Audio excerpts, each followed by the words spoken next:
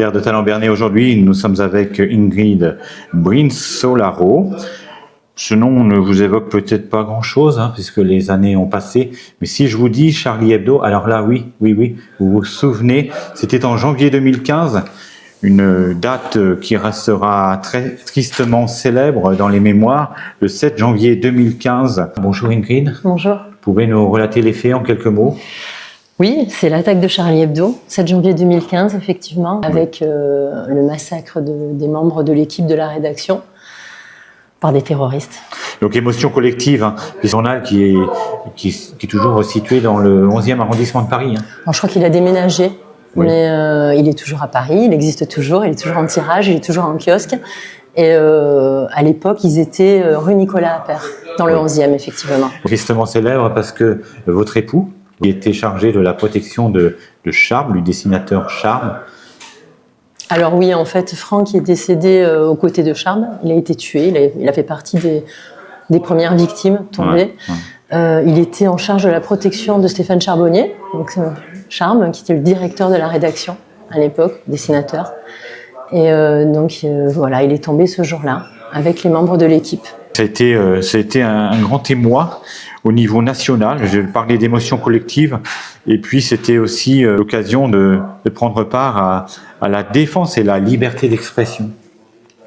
Ça a été, je pense qu'à ce moment-là, au moment du massacre de Charlie Hebdo, il y a eu une prise de conscience que la liberté avait de l'importance et la liberté d'expression avait un prix.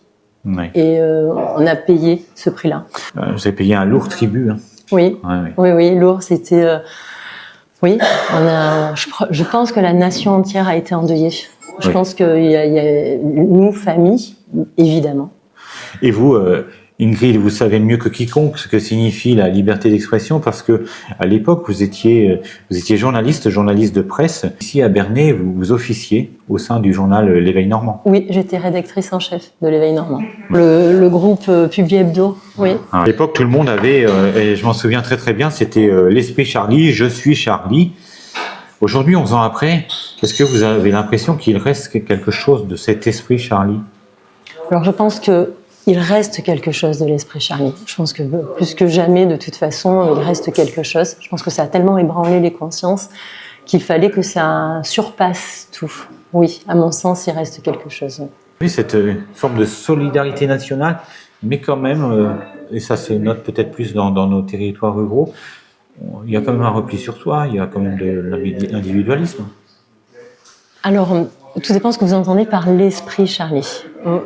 Je vais dire que l'esprit satirique et moqueur, malgré tout, a survécu, puisque les survivants ont poursuivi. Ils ont publié un exemplaire du journal la semaine d'après, après le massacre. Ils ont continué à publier le journal, donc ça a vécu, ça a survécu. Ensuite, aujourd'hui, je dirais que oui, il y a un repli sur soi, il y a peut-être même un communautarisme parfois, un individualisme, mais il y a eu effectivement cette vague de solidarité en 2015 et je dirais que comme beaucoup d'événements dramatiques qui ne nous touchent pas, qui ne nous concernent pas, il y a peut-être de l'oubli. Et aujourd'hui, en tout cas, c'est ce que je ressens, oui. Il n'y a plus la même approche, il n'y a plus la même peut-être écoute et la même attention aux victimes. Parce qu'il y a encore des victimes, il y a toujours des victimes. Et aussi parce qu'on est dans une société de l'information, une société où tout va très vite, une information fait place à une autre. Et justement, c'est ça le risque, c'est que l'on tombe dans cet oubli, Ingrid, dont vous nous parlez. Et justement, il ne faut surtout pas tomber dans cet oubli. Il faut au contraire travailler sur ce devoir de mémoire, on peut dire ça comme ça, de la mémoire collective. C'est important, c'est primordial de transmettre, de se souvenir évidemment, de rendre hommage et de transmettre. Et je pense qu'aujourd'hui, il y a peut-être une carence en la matière.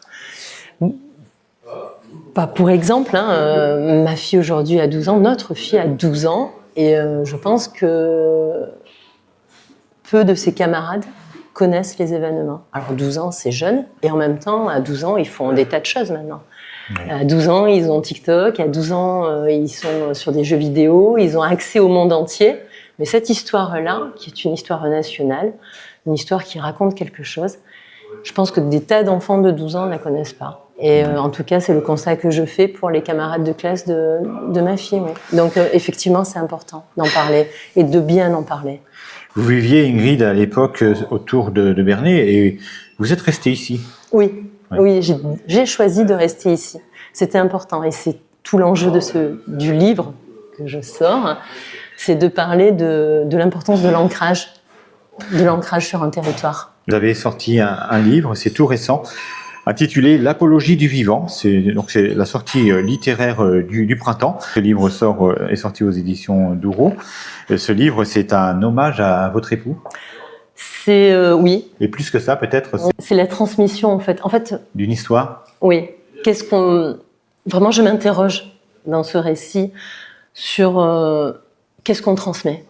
Quelle trace on laisse aux générations à venir, à nos enfants. Donc je m'adresse à mes enfants, mais je m'adresse aussi aux lecteurs et je m'adresse à tous. Qu'est-ce qu'on fait quand on a vécu un déchirement, une affreusité, une monstruosité, un massacre? Qu'est-ce qu'on fait avec ça? Et qu'est-ce qu'on peut en faire pour que finalement ça ne reste pas quelque chose qui détruit, plutôt quelque chose qui construit? Qu'est-ce que je passe à mes enfants? Qu'est-ce qui va rester de tout ça?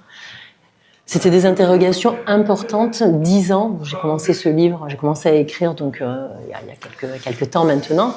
Mais 10 ans après, c'était important de se questionner, d'interroger. Et finalement, c'est ce que je fais dans ce livre. Et au-delà, j'essaie de répondre aussi à tout ça, d'apporter des pistes de réflexion. Et en même temps, ce livre, ça sonne comme un exutoire, j'imagine. Que ces années, j'imagine bien que ces années qui ont suivi le drame ont été compliquées à vivre, très difficiles pour vous. Et d'ailleurs, vous le dites dans le livre, vous étiez dans une forme de réclusion. Il y a eu cette forme de réclusion. Il y a cette forme de réclusion et ça a été nécessaire pour moi. Il a été nécessaire de me couper de l'actualité, de me couper du territoire aussi, de la ville, des personnes, du monde. Donc je me suis isolée, j'ai vécu de nombreuses années assez éloignée de tout ça. Et il a fallu que je retrouve du sens. Et pour ça, je ne pouvais plus, être en lien comme ça direct avec l'affreusté et puis aussi avec la pression quotidienne. Je vivais quelque chose d'affreux, je n'étais pas bien. Et en fait, j'ai eu l'impression à un moment donné que les autres m'oppressaient, que le monde m'oppressait. Il a fallu donc que je coupe les liens et que je m'isole, que je me coupe du monde. Oui. Aujourd'hui, vous allez un peu mieux, Ingrid? Oui, beaucoup mieux, oui. Oui.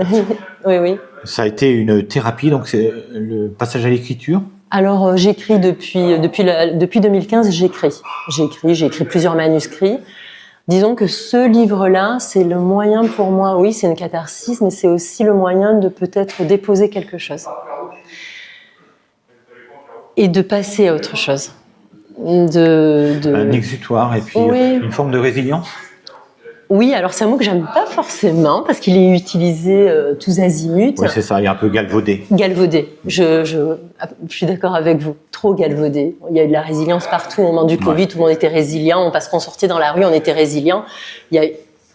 C'est très discutable, effectivement. Oui. Mais ce livre vous a permis d'extérioriser une forme de souffrance et puis de mettre des mots, TS sur des mots MAUX. Oui, c'est ça, c'est tout à fait ça et c'est très vrai. Et puis de finalement donner à mes enfants et encore une fois à tout le monde ce qui fait qu'on peut aller au-delà du traumatisme. Déjà peut-être, c'était important pour moi d'expliquer que derrière, effectivement, les personnes tombées et tuées ce jour-là, il existe des victimes indirectes, des victimes par ricochet dont on parle très peu, c'est les familles des victimes.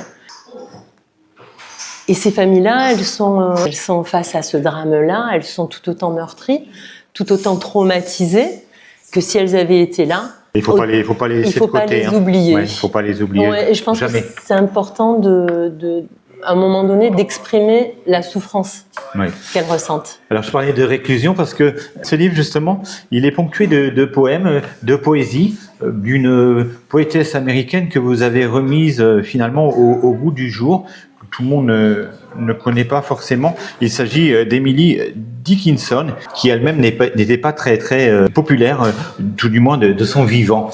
Oui. Donc Emily Dickinson, qui est une poétesse du 19e siècle, que l'on considère aujourd'hui d'ailleurs comme une des plus grandes poétesses américaines et qui a vécu une grande partie de sa vie recluse, justement, recluse. Oui, ça a été, pour elle, ça a été un véritable échappatoire, je pense, d'une dureté de vie. J'ai trouvé que son mode de fonctionnement faisait écho en fait à ce que je vivais. La souffrance était telle qu'il a fallu qu'elle se replie. J'ai vécu la même chose. Alors, il n'y a pas de comparaison. Hein. Il n'y a pas de comparaison.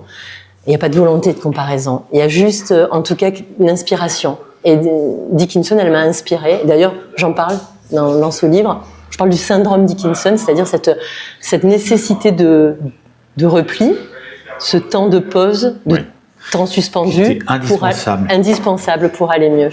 Pour parler d'Emily Dickinson, elle a écrit plus de 1800 poèmes sur différents thèmes. La nature, l'amour, l'âme et l'éternité, la solitude, l'identité, mais aussi justement, et c'est là où on peut faire une certaine comparaison, la mort. Et j'aimerais citer un extrait d'une de ses poésies. Parce que je n'ai pas pu m'arrêter pour la mort, elle s'est gentiment arrêtée pour moi. Oui, c'est tout à fait ça. C'est tout à fait ça. Ça vous correspond, vous vous reconnaissez dans cette poésie? Ça me parle, oui, je me reconnais, absolument. C'est des mots qui me touchent et effectivement, dans ces poèmes, il y a cette... elle frôle toujours un peu avec l'obscurité de la mort et elle en parle en mais pas d'une manière effrayante, cela dit. Absolument. Et elle a cette capacité de redonner vie aux morts, à ses morts, parce qu'elle a quand même été franchement touchée. Elle a perdu des êtres chers. Elle a su les réanimer dans sa poésie et je trouve ça extrêmement pertinent et ça m'a porté. On va trouver tout au long de ce livre des extraits des poèmes d'Emily Dickinson. Oui, c'est exactement ça. Ce livre, dont on le rappelle, est publié aux éditions Douro. Vous allez en partenariat avec une librairie locale de Vernet, les livres du Cognier, présenter ce livre prochainement. Oui, absolument. Le 28 avril, j'ai rendez-vous avec Gwenaëlle au livre du Cognier et on invite tout le monde à venir. Donc je propose une lecture à voix haute d'extraits de mon livre pour justement poser un débat, un partage avec des lecteurs et échanger autour de cette capacité à s'émerveiller des petites choses de la vie, de la nature, parce que ce livre, c'est aussi ça, c'est parler du vivant comme finalement une possibilité de changer sa vision du monde et des choses. Et une belle façon de rebondir, en tout cas, prendre conscience que nous sommes pas forcément grand-chose, mais la nature, elle est tellement belle et c'est elle qui nous entoure, qui nous offre tant de choses. Oui, il faut savoir la regarder. Il faut savoir la regarder. Et c'est ce que finalement m'a appris Dickinson et ce drame. C'est ce qui découle de tout ça. C'est qu'aujourd'hui, ma vision des choses a changé. Je m'arrête plus facilement. J'observe, je contemple. Et ça, je l'ai découvert ici en Normandie, dans mon jardin, chez moi. Et c'est ce que je partage avec les lecteurs. Cette manière de regarder, d'observer, de contempler, de m'inspirer de la nature, qui est bien plus grande et bien plus forte que nous. Le livre, il sort quand ? Il sort le 1er avril. Il est disponible chez tous les libraires. Il est actuellement en précommande. Donc sur tous les sites, toutes les plateformes, Fnac, etc. Mais il est aussi chez les libraires. Il suffit de les commander et vous l'obtiendrez. Voilà, on rappelle le titre, l'apologie du vivant, Apologie du vivant, la sortie littéraire de ce printemps avec Ingrid Brinsolaro que nous recevions ici pour Terre de Talent Bernay, ici au bar PMU Le Commerce à Bernay que nous saluons toute l'équipe du commerce. Merci Dominique. Merci beaucoup Ingrid. Merci. Terre de talent Bernay, au cœur de vos passions.